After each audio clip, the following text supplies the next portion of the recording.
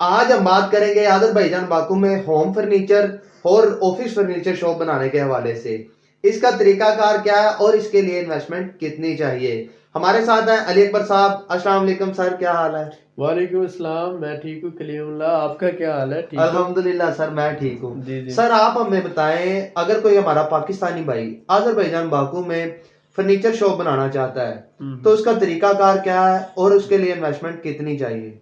जी कलीमुल्लाह, आज का टॉपिक आपका बहुत अहम और बहुत इंटरेस्टिंग है। जी सर। दूसरी इसमें ये बात है कि फर्नीचर आज़रबैजान बाकू में सोने के भाव बिकता है यहाँ पर। ऐसा ही है सर। आप ये कह लें कि बहुत ज़्यादा कॉस्टली है। एक नॉर्मल जो आप टेबल की बात करते हैं तो ये जो प्लाईवुड से बना हुआ टेबल है वो 200 मनात का मिल रहा है। बहुत डेढ़ एक्सपेंसिव है सौ सर। मनात का या 200 मनात का। और आपने रिसेंटली देखा कि 350 मनात में एक टेबल है और तकरीबन 1.5 मीटर जो है वो उसकी चौड़ाई लंबाई है और ऐसा ही है सर। चौड़ाई जो तकरीबन 80 सेंटीमीटर है। तो इसके साथ साथ एक छोटी सी टेबल है तो तकरीबन 300 से 350 मनात का वो दे रहे हैं। और कुर्सियाँ जो हैं वो चाइना से इंपोर्ट हो रही हैं और साथ ही साथ यहाँ से भी कुछ बन रहा है। तो फर्नीचर बहुत महंगा है। पाकिस्तान की निस्बत समझ लें कि डबल प्राइस है, बल्कि डबल नहीं 3 गुना ज़्यादा महंगा है यहाँ पर। ऐसा ही है सर। दुबई में भी फर्नीचर बहुत सस्ता है एज़ कम्पेयर टू आज़रबैजान के। मतलब जो दुबई की प्राइसेस हैं, हमें बहुत से लोग बताते हैं कि वहाँ पर सपोज करें जो यहाँ के 100 मनात की है जो भी, तो वो यहाँ पर जब आती है तो वो 300 मनात की हो जाती है। ऐसा ही है सर। तो इस हवाले से फर्नीचर का अगर कोई भी बंदा ऑलरेडी काम कर रहा है पाकिस्तान में, और जो प्लाईवुड यहाँ पर तकरीबन 80 to 90% जो फर्नीचर का काम है वो प्लाईवुड से होता है, जिसमें आप ये कबर्ड जो है कपड़ों वाली आप कह लें वो, या ऑफिस फाइल्स में रखने के लिए जो कबर्ड है, जी सर। या फिर जो टेबल है जो भी आ जाते हैं, ये सारे प्लाईवुड से बन रहे हैं। और प्लाईवुड चाइना से इंपोर्ट हो रही है। जी उसके सर। साथ साथ डिफरेंट कंट्री से, टर्की से भी और यूक्रेन से भी और डिफरेंट कंट्री से आ रही है। तो 80 to 90% फर्नीचर जो है वो प्लाईवुड से बन रहा है। तो इसलिए हम ये कहते हैं कि अगर कोई बंदा ऑलरेडी फर्नीचर का काम कर रहा है और वो अपने बिजनेस को एक्सपैंड करना चाहता है, या जो है बाहर किसी आज़रबैजान में या किसी और मुल्क में सेटअप बनाना चाहता है, तो उसके लिए आज़रबैजान बहुत अच्छी जगह है। जी सर। यहाँ पर आप $600 में एक कंपनी रजिस्टर्ड करते हैं, एक अच्छी सी शॉप आप लेते हैं $250-300 में, और साथ साथ आप शुरू में शॉप मैनेजर या सेल बॉय रख लें जिसको इंग्लिश भी आती हो और हाजिरी भी आती हो। $200 में वो आपको मिल जाएगा। जी सर। तो आप यहाँ पर यानी $1500 के अराउंड आपका ये सारा बिजनेस सेटअप, आपको टीआरपी भी मिल जाती है, कंपनी खुल जाती है, दफ्तर मिल जाता है और बंदा भी मुलाजम आ जाता है। अब ऑनवर्ड आपने क्या करना है ऑनवर्ड आपने यहाँ से प्लाईवुड लेनी है, और आपके कुछ औजार हैं अगर वो पाकिस्तान से ले आते हैं या यहाँ से बाय कर लेते हैं, तो आप अपना वहाँ पे फर्नीचर बनाना शुरू कर देते हैं। जी सर। तो प्लाईवुड का इस्तेमाल होता है और ज़्यादातर जो बाकी रॉ मटेरियल यहीं पर अवेलेबल है। ठीक हो तो गया। इसमें 100% से 200% तक मार्जिन है।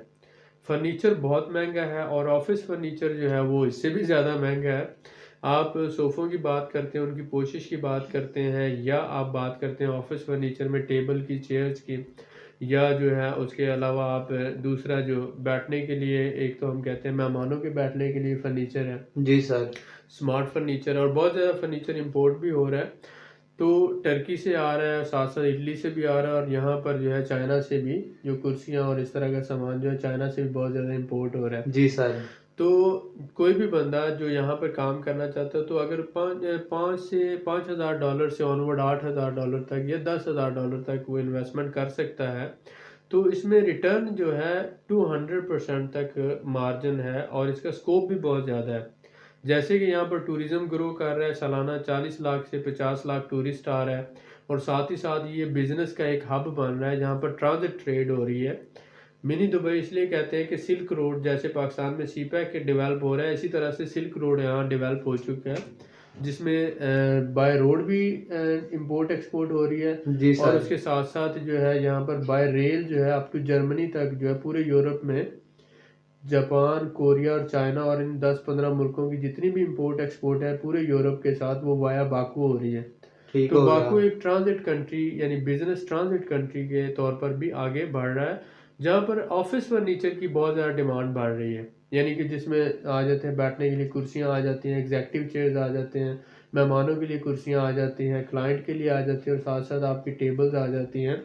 तो ऑफिस फर्नीचर का डिमांड बहुत ज़्यादा बढ़ रही है यहाँ पर, और साथ साथ घरों में भी जो है नए नए ट्रेंड आ रहे हैं सोफे सेट, और अच्छा जो है जी आप यहाँ सर। पर देख लें कि जो नॉर्मल पाकिस्तान में अगर वो $200 का यानी 20-30 हज़ार रुपये का अगर कोई सोफ़ा सेट है तो वो यहाँ पर 1 लाख रुपए का है। ऐसा ही है सर। तो आपने देखा रिसेंटली कि उसका मतलब ये है कि 3 गुना महंगा है यहाँ से, यहाँ पर जो है। तो इसलिए जो लोग ऑलरेडी इस बिज़नेस में हैं और जिनकी पाकिस्तान में एक अच्छी फर्नीचर की शॉप है या फर्नीचर का काम जानते हैं, वो यहाँ पर बहुत अच्छा सेटअप बनाकर, क्योंकि फर्नीचर पुराना मिल जाता है उसको रिपेयर करके भी सेल कर सकते हैं और साथ साथ नया बनाकर भी सेल कर सकते हैं। प्लाईवुड यहाँ पर अवेलेबल है और बाकी जो रॉ मटेरियल यूज़ होता है वो भी यहाँ पर आसानी से अवेलेबल है। तो चाहिए अच्छे कारीगर और अच्छे लोग चाहिए जो इस बिज़नेस की हैंडलिंग का और पूरे प्रोसेसिंग को समझते हैं। जी सर। तो अगर 5,000 से $8,000 तक आप इन्वेस्ट करते हो तो आप एक बहुत ही अच्छा सेटअप बना सकते हैं। जबरदस्त सर। सर अगर कोई हमारा पाकिस्तानी भाई ये बिजनेस यहाँ पे करता है तो उसको कितना टैक्स पे करना पड़ता है? देखिए, इसमें कोई भी आप किसी भी तरह की सेल्स करते हैं तो तकरीबन 4% टैक्स है, जी जो सर। आपको हर 3 महीने बाद देना होता है। अगर बाकी जहाँ तक बात करते हैं 14% जो है वो प्रॉपर्टी का टैक्स आता है। तो उसमें अगर आप दुकान लेते हैं, सपोज करें आपने 400 मनात की या 500 मनात की दुकान ली है, जी तो उसका सर। मोस्टली ये होता है कि हाफ प्राइस पे वो आप एग्रीमेंट कर लेते हैं। मतलब अगर आपने 600 मनात की दुकान ली है तो आप रेंट एग्रीमेंट 300 मनात का कर लेते हैं, तो उससे जो 300 मनात का ये आप टैक्स पे कर रहे होते हैं लीगली, जी सर। ठीक है, उसका कोई प्रॉब्लम नहीं होता। और साथ साथ जो आप सेल्स दे रहे हैं उसका ये होता है कि सेल्स का 4% होता है, तो जी जिस सर। ये टोटल 18% टैक्स बन जाता है। जबरदस्त। लेकिन ये फिर भी बहुत से कंट्रीज से बहुत कम है, यानी 40% तक टैक्स है कनाडा में, अमेरिका में। और उसमें आप समझिए अगर आप सिर्फ 4% टैक्स दे रहे हैं सेल्स पे तो ये बहुत कम है, और फिर इतना कोई उसके ऊपर सख्ती भी नहीं है, और वो उसकी मैनेजमेंट भी हो सकती है। यानी आपके लॉयर्स हैं, दूसरे तरीकाकार हैं कि आप उसको कम शो करके ऑनवर्ड मैनेज कर सकते हैं, जितना आपकी मर्जी, आप जितना चाहें इसको शो कर सकते हैं। जबरदस्त सर।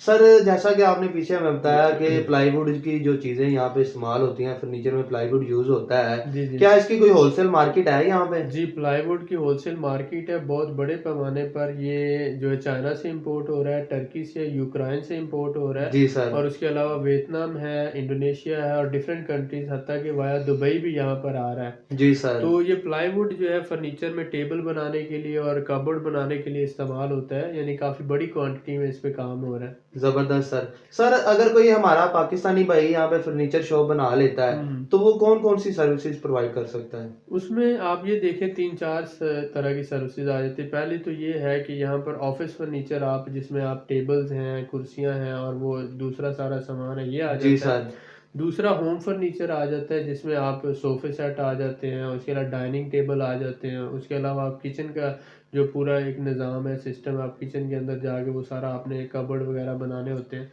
जी तो सर। उसके अलावा अलमारियाँ घर के अंदर जो इस्तेमाल होती हैं, तो ये सारा फर्नीचर का ही काम है जिसमें ज़्यादा कब ये जो प्लाईवुड यूज़ होता है। जबरदस्त सर। जी जी सर जैसा कि अभी आपने बताया कि घरों में जाके किचन वगैरह में जो अलमारियां बनाते हैं, जी एक तो जी हम शॉप बनाते हैं कि रेडीमेड सेल करने के लिए जी फर्नीचर, जी तो क्या ये ऑर्डर्स आते हैं कि घरों पे बनवाने के लिए? देखिए, जब आप कोई भी फर्नीचर शॉप बनाते हैं तो उसमें ये एक तो आप रेडीमेड भी सर्विसेज दे रहे हैं कि यहाँ पर रेडीमेड आपको अगर सोफ़ा सेट चाहिए तो वो डिस्प्ले लगा हुआ है, ये होम फर्नीचर है।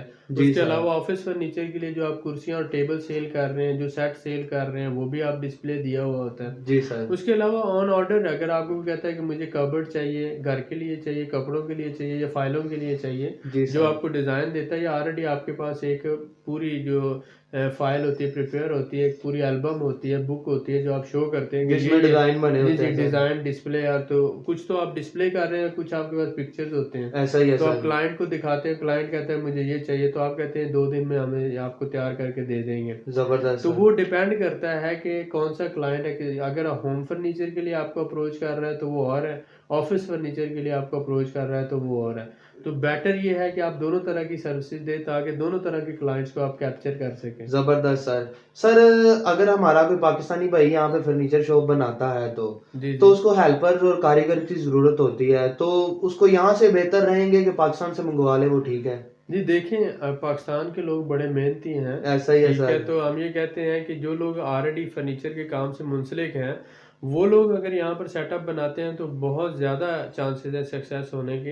लेकिन अगर हेल्पर आपको चाहिए तो आप यहाँ से भी ले सकते हैं। हेल्पर जो है इसमें आ जाता है अनस्किल्ड वर्कर में। जी सर। लेकिन प्रेफर तो हम यही करेंगे कि स्किल्ड वर्कर पाकिस्तान से लेकर आए, जो ज़्यादा अच्छे डिज़ाइन बना सकते हैं और ज़्यादा मेहनत से काम करने वाले लोग हैं। ठीक हो गया सर। और उसमें जो है अर्निंग के चांसेस बहुत ज़्यादा हैं और इसमें प्रॉफिट मार्जिन बहुत ज़्यादा है। ज़बरदस्त सर। सर जैसा कि आप जानते हैं हमारे पाकिस्तानी भाइयों को आज़री ज़ुबान नहीं आती है, जी, जी। तो ज़ुबान का मसला किस तरह हल कर सकते हैं? ज़बान इतनी मुश्किल नहीं है, जैसा कि आपने देखा अज़रबैजान जो है आप देख रहे हैं उर्दू है, उसके साथ तकरीबन 20% जो अल्फ़ाज़ हैं उर्दू के मिलते हैं। ऐसा और ही है सर। साथ-साथ इंग्लिश जो है इसका लिखा जाना, इंग्लिश अल्फ़ाबेट्स में आप लिख भी सकते हैं, पढ़ भी सकते हैं, जी लेकिन सर। प्रोनाउंसिएशन का थोड़ा प्रॉब्लम होता है। तो उसके लिए आप किसी भी ट्रेनिंग सेंटर में जाएँ, जाके आप 3-4 महीनों में वहाँ पर 2 ढाई सौ